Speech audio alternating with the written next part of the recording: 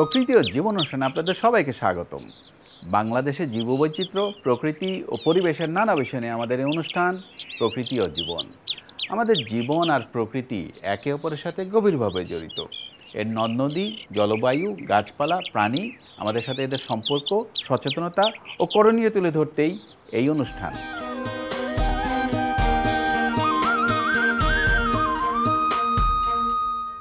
বিশ্বব্যাপী বন্যপ্রাণীর ব্যবসা একটি বিশাল স্থান দখল করে আছে। বৈধ এবং অবৈধ দুভাবেই ব্যবসা হচ্ছে। বাংলাদেশেও রয়েছে বন্যপ্রাণী নিয়ে ব্যবসা।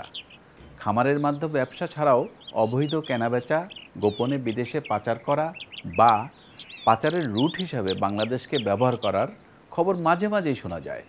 আমাদের আজকের পর্ব বন্যপ্রাণীর ব্যবসা ও বাণিজ্য নিয়ে।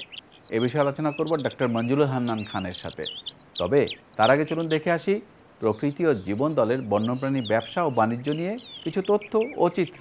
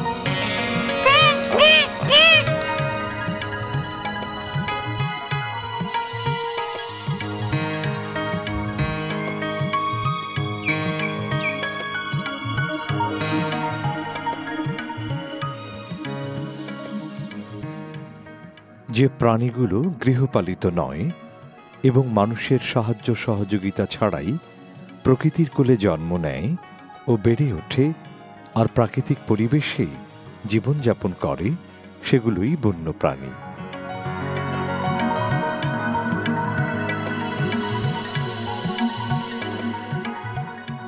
তবে বন্যপ্রাণীরা যে শুধুই বনে বাস করে তা নয়। ঘরের দেয়ালের টিকটিকি, মাকড়সা বা গৃহকোণের ব্যাঙও বন্যপ্রাণীর তালিকাতেই পড়ে, কারণ এরা মানুষের কোনো ধরনের সাহায্য ছাড়াই জীবন ধারণ করতে পারে।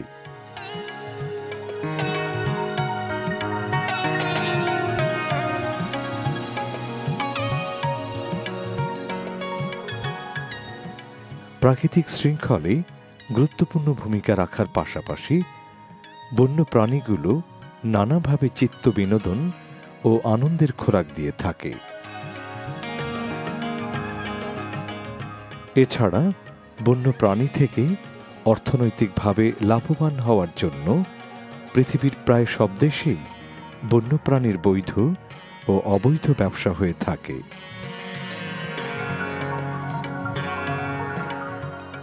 বন্যপ্রাণী এবং এর দেহের বিভিন্ন অংশ থেকে তৈরি জিনিসের প্রতি মানুষের চাহিদা থেকেই এই ব্যবসার শুরু হয়েছে। মানুষের চাহিদা বাড়ার সাথে সাথে এই ব্যবসারও প্রসার বাড়ছে। এক দেশ থেকে অন্য দেশে এইসব তৈরি জিনিসপত্র রপ্তানিও হয়ে থাকে। তবে বেশিরভাগ সময়ই এই ব্যবসাগুলো অবৈধ উপায় হয়ে থাকে।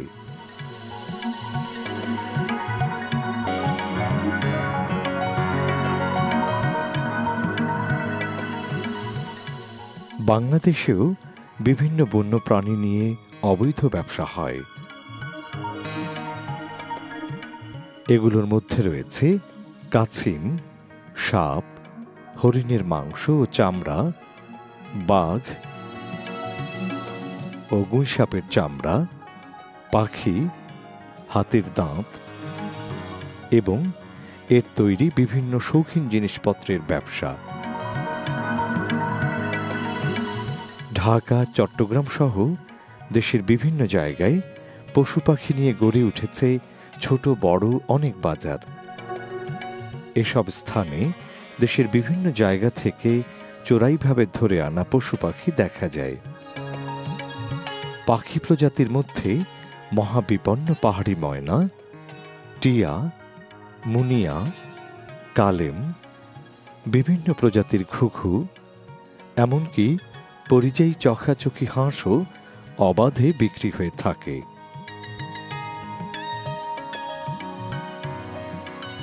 মানুষের অজ্ঞতা ও অন্ধবিশ্বাসের সুযোগ নিয়ে বন্যপ্রাণীর অঙ্গ প্রত্যঙ্গ ও তা থেকে তৈরি ঔষধের বেচা বিক্রি বা টিয়া পাখি নিয়ে ভাগ্য গণনার কথা বলেও এক ধরনের ব্যবসা হয়ে থাকে।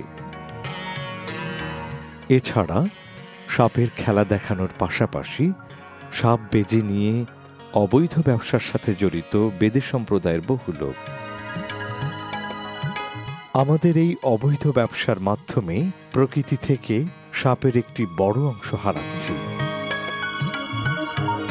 তবে মাংসের চাহিদার জন্য দেশে সবচেয়ে বেশি অবৈধ ব্যবসা হয়ে থাকে কাছিম নিয়ে। রাজধানী ঢাকাসহ সারা দেশের বিভিন্ন প্রান্তে প্রকাশ্যে কাছিমের হাট বা বাজার বসছে, যেখানে বিপুল পরিমাণ কাছিম নিধনের শিকার হচ্ছে। ফলে আমাদের দেশের কাছিমের প্রায় প্রত্যেকটি প্রজাতি আজ বিপন্ন বা অতি বিপন্নের তালিকায় নাম লিখিয়েছে।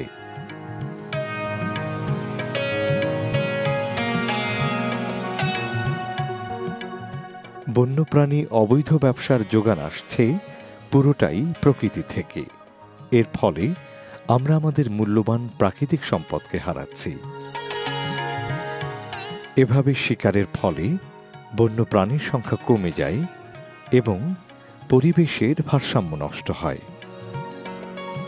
বিভিন্ন দেশে বন্যপ্রাণী নিয়ে খামার রয়েছে। কোনো বন্যপ্রাণী নিয়ে খামার করতে হলে আন্তর্জাতিক সংস্থা সাইটিস থেকে অনুমতি নিয়ে এই সংস্থার নীতিমালা মেনে খামার পরিচালনা করতে হয়। বাংলাদেশে আজকাল এ ধরনের বৈধ খামার চালু রয়েছে।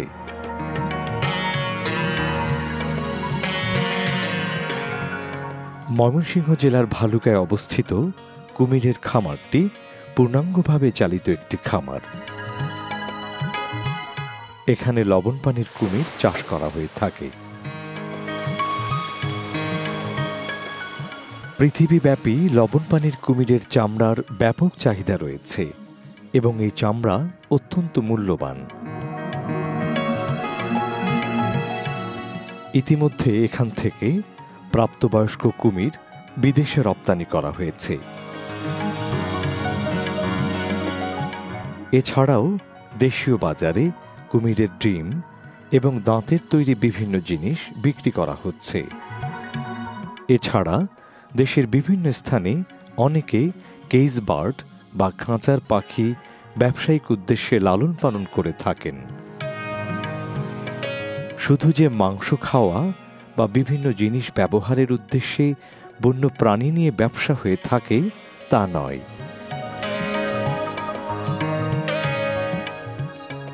দর্শন বা বিনোদনের জন্যেও ব্যবসা হতে পারে।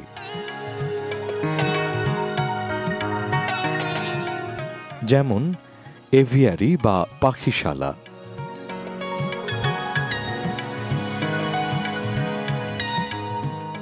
কিংবা প্রজাপতি উদ্যান, যেখান থেকে দর্শকেরা বিনোদন পায় এবং এর সাথে সাথে এইসব প্রাণী সম্পর্কেও তারা ধারণা নেন এবং পাশাপাশি উদ্যানের মালিকেরা অর্থনৈতিকভাবেও লাভবান হন। আমাদের দেশেও ইদানিং এরকম উদ্যোগ নেওয়া হচ্ছে। বাংলাদেশ থেকে অনেক সময় বিভিন্ন বন্য প্রাণী বিদেশে পাচার হয়ে থাকে। আবার বিদেশ থেকেও কিছু বন্য প্রাণী অবৈধভাবে বাংলাদেশে এসে থাকে।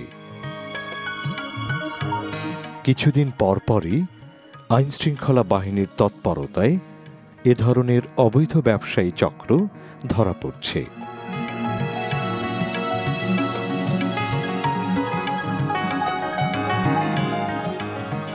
বাংলাদেশকে বন্য প্রাণী পাচারের রুট হিসেবেও ব্যবহার করা হয়ে থাকে।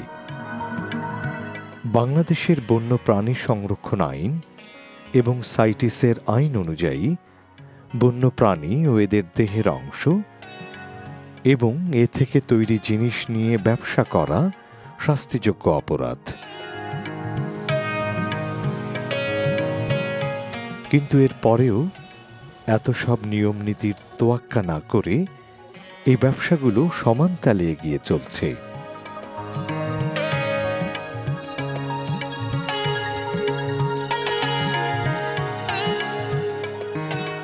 প্রচলিত আইনের সঠিক প্রয়োগের অভাব এর জন্যে প্রধানত দায়ী।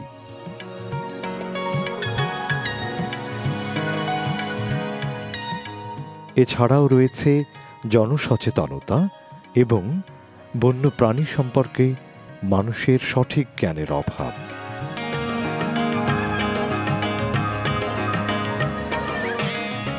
দেশের বন্য প্রাণী এবং পরিবেশের বৃহত্তর স্বার্থে বন্য প্রাণী নিয়ে ব্যবসা অতি সত্বর বন্ধ হওয়া উচিত।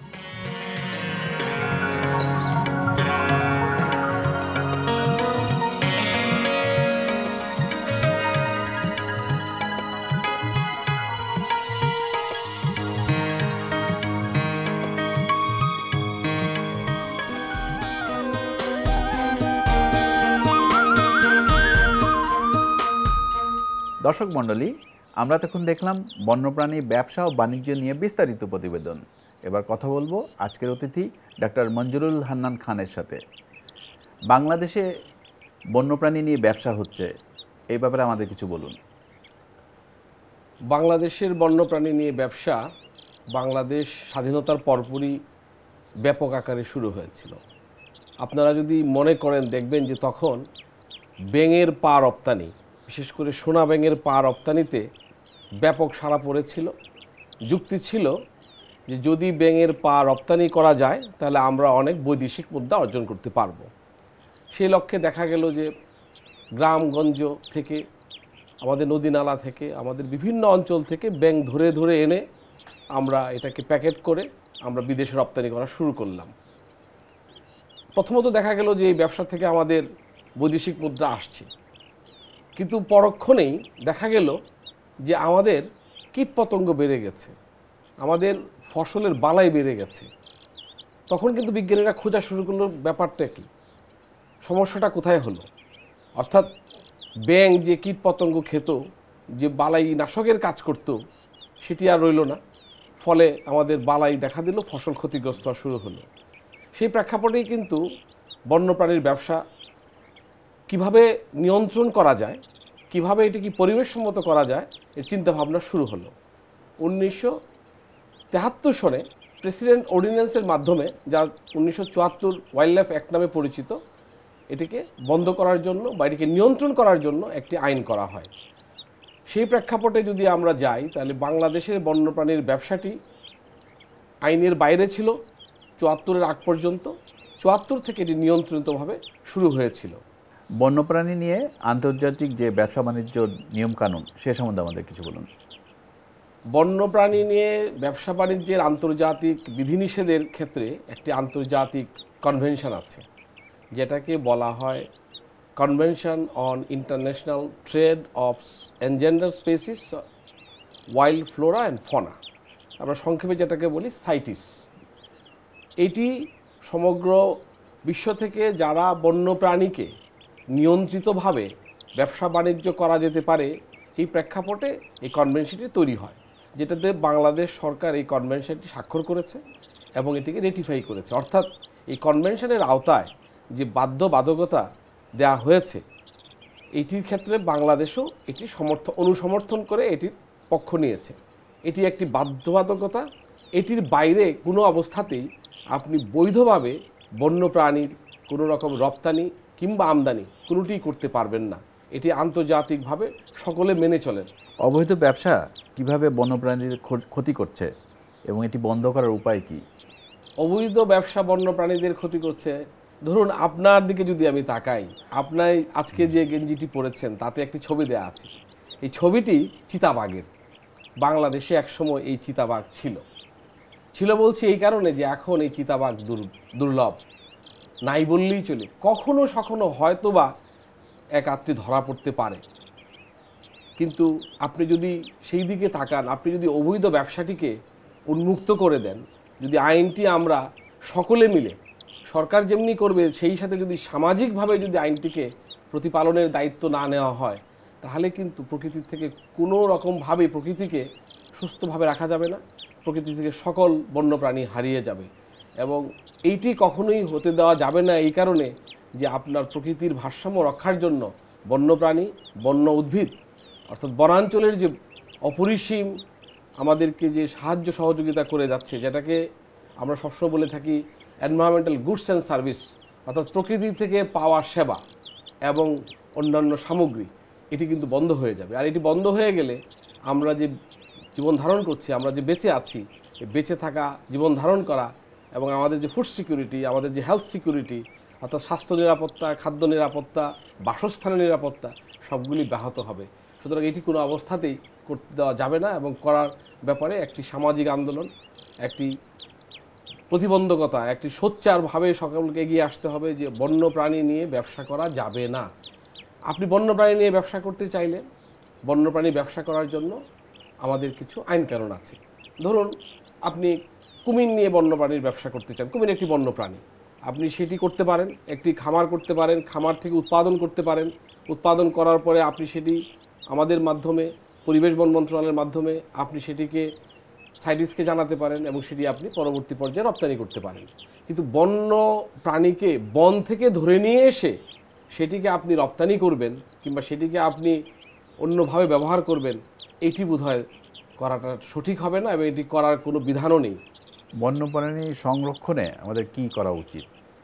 প্রকৃতি সংরক্ষণ, প্রকৃতির প্রতি ভালোবাসা সৃষ্টি করা, প্রকৃতিকে লালন করা, কোনোটাই আইন দিয়ে সম্ভব না যদি আমাদের কালচারে, আমাদের কৃষ্টিতে, আমাদের সংস্কৃতিতে যদি এটির যদি ব্যাপকভাবে অনুপ্রবেশ না করে।